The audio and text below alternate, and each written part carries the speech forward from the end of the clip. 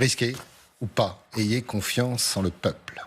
Alors, je pense que le peuple lui a souvent, ces derniers mois, dit ce qu'il pensait de lui et de sa politique. Je pense que ce qui est risqué, même si cette commémoration était prévue avant l'annonce de la dissolution, ce qui est risqué, c'est de convoquer l'histoire.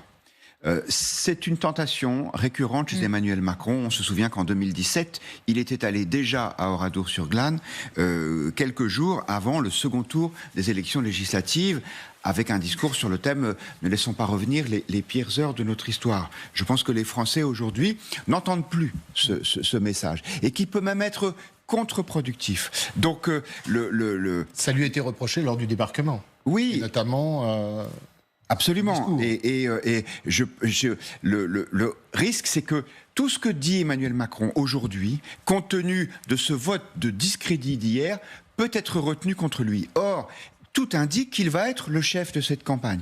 Et je crains fort que le pire ennemi du macronisme dans les 3 semaines qui s'annoncent, ce soit Emmanuel Macron lui-même, parce que il cristallise sur sa personne une opposition qui est d'ailleurs parfois assez injuste, mais c'est ainsi. Sauf que lui, il a choisi. Je pense que au fond du fond, si on se demande pourquoi est-ce qu'il a fait ça, alors qu'encore une fois, il aurait très bien pu continuer comme si rien n'était, c'est parce que il est persuadé qu'il y a un côté démiurgique chez lui, et que le simple fait de se lancer dans la bataille, de casser, de renverser la table, va lui permettre de reprendre la main pour refaire, je ne sais pas moi, peut-être 2017, ce qu'il a en tête. Et le principal risque, en tout cas celui que voient les gens qui lui sont proches, c'est ça.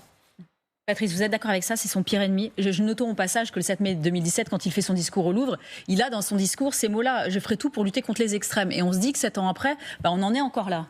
Est-ce que c'est Emmanuel Macron lui-même qui serait son pire ennemi dans les semaines qui arrivent, comme le dit Guillaume? Alors, sur le principe de dire je fais appel au peuple quand il y a une crise politique, voilà, les démocrates peuvent considérer que c'est bien, que ça va dans le bon sens, que c'est la bonne solution. Après, tout est question de contexte et de circonstances. Parce que si à l'arrivée, dans 4 semaines, Jordan Bardella est Premier ministre, ça va évidemment être une catastrophe absolue pour le président de la République, notamment. Pas seulement, mais pour le président de la République, notamment. Là où je rejoins ce que Guillaume vient de dire, c'est qu'il a une confiance absolue dans sa parole. Et je crois qu'on ne comprend pas la stratégie ou la tactique d'Emmanuel Macron sur la scène nationale, comme sur la scène internationale d'ailleurs, européenne et au-delà.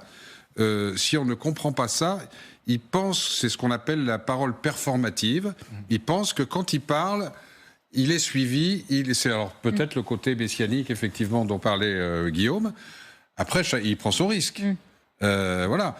Parce que on l'a évoqué tout à l'heure, il y a plusieurs scénarios possibles. Le scénario où il trouverait dans 4 semaines une majorité absolue pour lui, Renaissance peut-être élargie, mais ceux qui n'ont pas accepté de venir dans une union républicaine avant, on voit mal pourquoi, après les scores d'hier, ils accepteraient aujourd'hui. Donc on risque de se retrouver avec des candidats de la majorité présidentielle dans ces contours actuels. Donc est-ce que les électeurs français vont se déjuger à 3 et 4 semaines de distance? On peut quand même en douter. Alors, petite précision par rapport à ce que nous avions dit tout à l'heure sur une prise de parole chez nos confrères de France Télévisions du Premier ministre. Matignon nous fait savoir qu'il n'y a pas de prise de parole prévue du Premier ministre ce soir. Donc, il y aura Marine Le Pen, 20h, à TF1 pour une interview exclusive. Est-ce que Emmanuel Macron finira par écouter, voir et entendre les Français? Parce que c'est un pari qui paraît totalement dingue. C'est-à-dire se lancer, essayer sur sa personne et sur son discours, de se lancer dans 3 semaines de campagne pour pouvoir renverser la table. Quand vous dites est-ce qu'il va écouter les Français, le discours qu'il a tenu hier, c'était je ne peux pas faire comme si de rien n'était. Donc j'en appelle au peuple. Et je déclenche donc cet article 12 de la Constitution, fait, je parle sous le contrôle de Patrice, totalement inédit dans la Ve République, au soir d'élections européennes perdues par la majorité.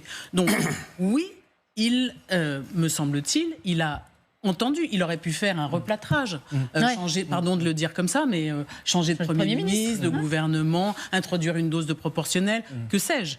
Là, il décide de retourner au peuple. Moi, je trouve, personnellement... Oui, mais en pensant qu'il va gagner. Oui, mais bien évidemment, on va pas... Évidemment, lui, il fait un pari, comme on dit en règle générale quand il s'agit du président Macron, il prend son risque. Mais revenir au peuple, c'est aussi une manière de réparer d'une certaine manière le lien entre les politiques et les Français qui s'est totalement délité depuis 2005 et le référendum perdu adopté à l'Assemblée nationale, qui a créé du ressentiment. Ce ressentiment qui a générer une partie du vote Rassemblement national, même si maintenant 35 à 40% des électeurs du Rassemblement national, nous disait Frédéric Dabi tout à l'heure, font un vote d'adhésion.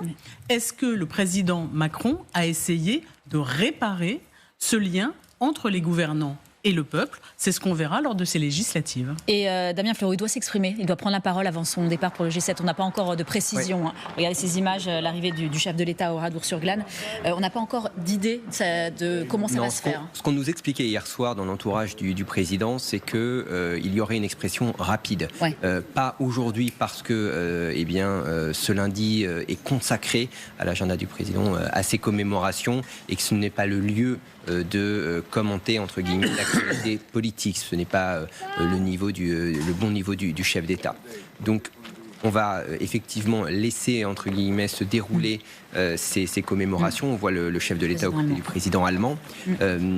Et puis en fin de journée, Emmanuel Macron sera de retour à l'Élysée. Et là, il va reprendre son statut de chef de la campagne. Le palais est en quelque sorte un QG. L'Élysée est devenu un QG. Oui, alors ça l'a toujours été un petit peu, mais même s'il y avait un chef de la majorité, mais où, comme on l'a vu hier soir, il convoque les personnalités, les leaders de sa majorité présidentielle, les ministres hier. Peut-être que demain ou après-demain, il y aura d'autres personnalités. Et puis, il va présenter son projet, présenter son programme législatif. Alors, est-ce que ce programme sera très fortement amendé pour aller chercher un électorat qui aujourd'hui n'est pas le sien? Ça, on le verra, mais donc on nous annonce une prise de parole rapide parce que effectivement les délais sont très courts et puis l'agenda du président est contraint. Il est attendu au G7 dans les Pouilles en Italie à la fin de la semaine. À la fin de la semaine, il enchaîne avec un sommet en Suisse sur le conflit russo-ukrainien. Donc tout va aller très vite. Et jusqu'à un débat peut-être avec Marine Le Pen dans les prochains jours, puisque Marine Le Pen avait posé cette condition, une dissolution pour pouvoir débattre avec le président de la République.